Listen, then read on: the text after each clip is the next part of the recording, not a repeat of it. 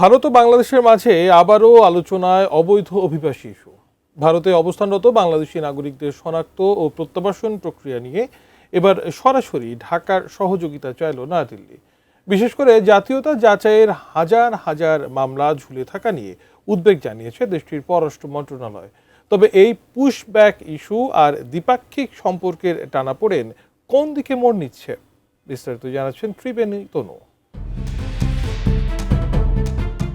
ভারতের পশ্চিমবঙ্গ বিধানসভা নির্বাচনের রেশ কাটতে না কাটতেই নতুন করে সামনে এলো অবৈধ অভিবাসীদের ফেরত পাঠানোর প্রসঙ্গ। নয়াদিল্লিতে আয়োজিত ভারতের পররাষ্ট্র মন্ত্রণালয়ের সাপ্তাহিক ব্রিফিংয়ে উঠে আসে দুই দেশের মধ্যকার এই দীর্ঘস্থায়ী ইস্যুটি, যেখানে স্পষ্ট করা হয় অবৈধভাবে অবস্থানরতদের নিজ দেশে ফেরত পাঠাতে আইনগত প্রক্রিয়ার পাশাপাশি ঢাকার আন্তরিক সহযোগিতা প্রয়োজন।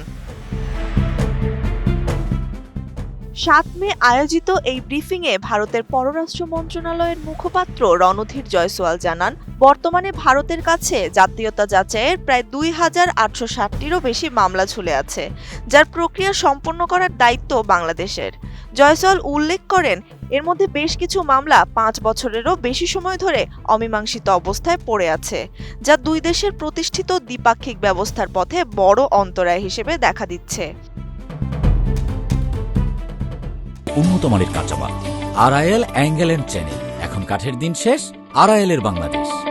এর আগে বাংলাদেশের স্বরাষ্ট্রমন্ত্রী সালাউদ্দিন আহমদ সীমান্তে সম্ভাব্য পুশব্যাক নিয়ে উদ্বেগ প্রকাশ করেন। স্বরাষ্ট্রমন্ত্রীর পুশব্যাক সংক্রান্ত মন্তব্য নিয়ে সাংবাদিকদের প্রশ্নের জবাবে ভারতের অবস্থান পরিষ্কার করে রণধীর জয়সওয়াল বলেন, ভারত সরকারের নীতি অত্যন্ত স্পষ্ট।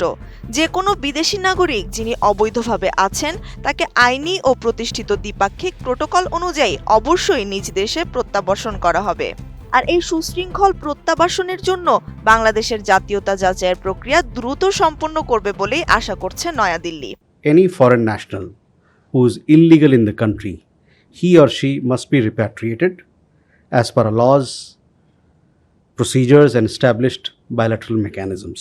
তবে শুধু অভিবাসন ইস্যুই নয়, ব্রিফিংয়ে গুরুত্ব পায় দুই দেশের অভিন্ন নদীগুলোর পানি বন্টন ব্যবস্থাও। তিস্তা নদীর পানি বন্টন প্রসঙ্গে এক প্রশ্নের জবাবে জয়সওয়াল বলেছেন, ভারত ও বাংলাদেশের মধ্যে অভিন্ন নদীর সংখ্যা ৫৪টি এবং এসব নদী সংক্রান্ত সব ধরনের ইস্যু নিয়ে আলোচনা করার জন্য দুই দেশের মধ্যেই সুসংগঠিত দ্বিপক্ষীয় কাঠামো রয়েছে। তিনি জানান, পানি বন্টন ও নদী ব্যবস্থাপনা বিষয়ে বিদ্যমান যৌথ প্রক্রিয়াগুলো নিয়মিত বৈঠকের মাধ্যমে এগিয়ে যাচ্ছে।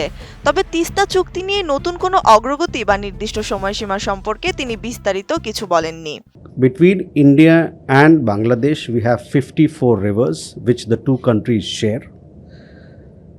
We have structured bilateral mechanisms to discuss all water-related issues, and these bilateral mechanisms, they continue to meet at regular intervals. বিশ্লেষকরা মনে করছেন, ভারতের নতুন সরকারের এই অনড় অবস্থান বাংলাদেশের জন্য বড় এক কূটনৈতিক চ্যালেঞ্জ তৈরি করতে পারে। একদিকে ঝুলে থাকা মামলার জট খোলা, অন্যদিকে পুশব্যাক ঠেকাতে কার্যকর পদক্ষেপ গ্রহণ, এই দুইয়ের সমন্বয়েই নির্ধারিত হবে আগামী দিনে ঢাকা দিল্লি সম্পর্কের গতিপথ। সীমান্ত নিরাপত্তা ও নাগরিকত্বের এই জটিল সমীকরণ শেষ পর্যন্ত কোন দিকে ধাবিত হয়, এখন সেটি দেখার বিষয়। ত্রিবেণী তনু, ATN নিউজ।